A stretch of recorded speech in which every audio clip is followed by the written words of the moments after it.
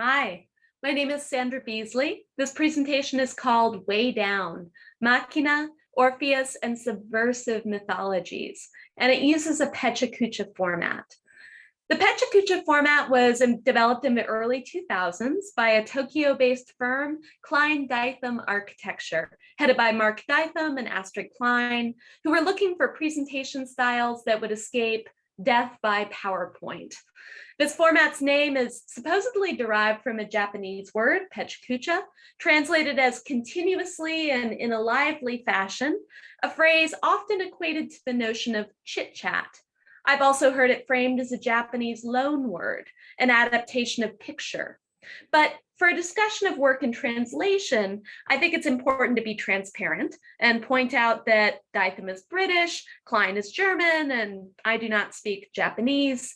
In fact, Google Translate's best guess for pechakucha is that it is Polish for bad luck cook.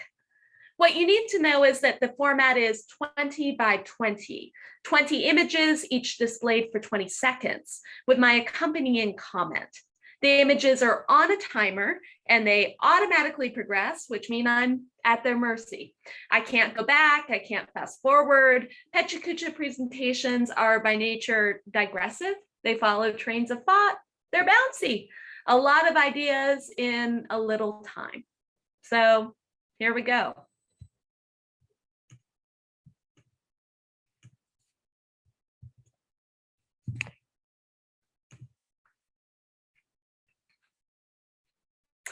Why am I thinking about poetry? Terrance Hayes' collection, Lighthead, invokes the pechakucha as a nonce form. Yuri Herrera invokes yarkis, an exit, closing couplet in a long poem. Lisa Dillman translates as verse, noun or verb, movement or communication, perhaps a leaving. Verse translates to Latin, vertere as to turn, or versus as a turn of the plow. But ancient Latin didn't privilege visual form. The margin's meter, not space. We need the Greeks' clay tablets running right to left for the first line, left to right, boustrophodon, as an ox plows a field. A narrative of borders begets subversion, questioning what has brought you here.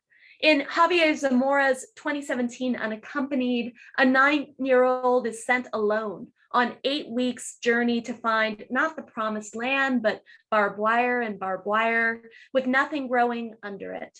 He's reunited with a father that he hasn't seen since he was 1, gifted a mother's clutched bag of Nikes, Levi's, Star Wars t-shirts. I wasn't born here, the speaker says. A white man, a white man, a white man, not the song I wanted to hear. In Guillotine, Eduardo C. Corral's sequence, Testament scratched into a water station barrel, layers anonymous speakers. Dictions differ, including unglossed Spanish, but there are no individual titles, and fonts go out of focus, a formal blurring of identity. A corpse found in a thicket with a red Nike sneaker is reframed by that poem's title into merely a commercial break. To Juan Doe number 234 notes that in Border Patrol jargon, the word for border crossers is the same whether they're alive or dead. In Signs Preceding the End of the World, Makina smuggles herself over the border with 2 missions. One is cartel delivery, the other bring back her brother. If you're curious about the novel's cover art, it's from Carol M. Highsmith's America series. Here's another image by Highsmith, taken in 1980 at Washington, D.C.'s Willard Hotel. This woman is not a literal representation of Makina, but there's resonant spirit, in part because I think she'd use those heels to skewer a man if she had to. Makina is our Orpheus.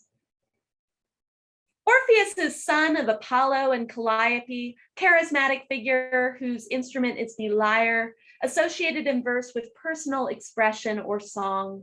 Even the feral beast stills to listen.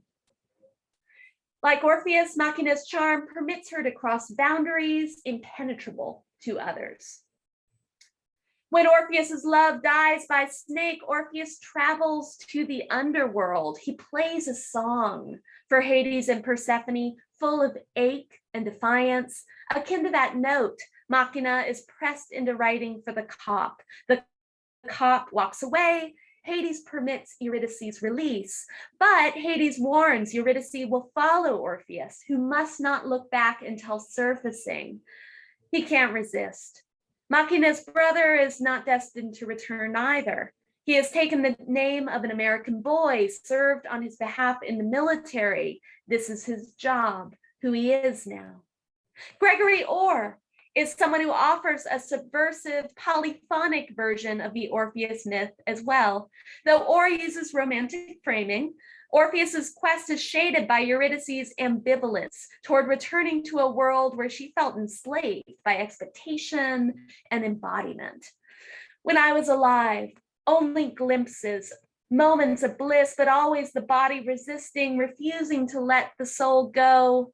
In that world, I was a fish too eager to enter the nets. Here, I'm a river. How could he know how free I felt as I unwound the long bandage of my skin and stepped out? When Orpheus finds Eurydice, we expect an embrace. What happens instead is formal as the polite platitude of Makina's brother's hug. Nothing personal, a kindness he misunderstood. To guide someone through the halls of hell is not the same as love. Bruegel's palette shows Orpheus as a showstopper, delighting Persephone, persuading the king. Orr's Hades is pained by Orpheus's song. He needs the groaning aloud of his subjects to stop so that they can return to their regularly prescribed suffering. Looking back, and Eurydice's return to the underworld is mighty choreography.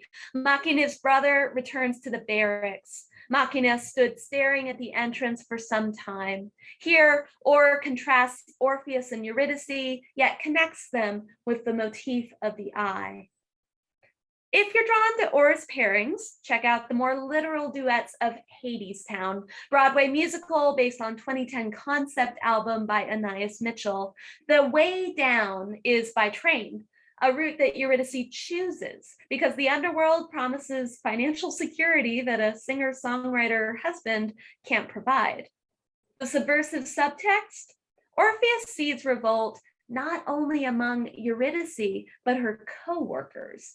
So Hades' offer that they can earn her escape with its built-in strategic guarantee of failure is actually a form of union busting. A photograph by Carol M. Highsmith, again from her America series, of an iron barrier in Nogales, Arizona. When Hadestown looks to frame cruelty and pointlessness of underworld labor, the task Hades gives is build a wall. It will keep you free, he says. Christmas one year, my friend Maureen, crafty type, asked all poet friends to send along their favorite quotations about love. I did not anticipate the context and quoted Gregory Orr, yielding the creepiest of cross-stitch declarations. I share it now with you.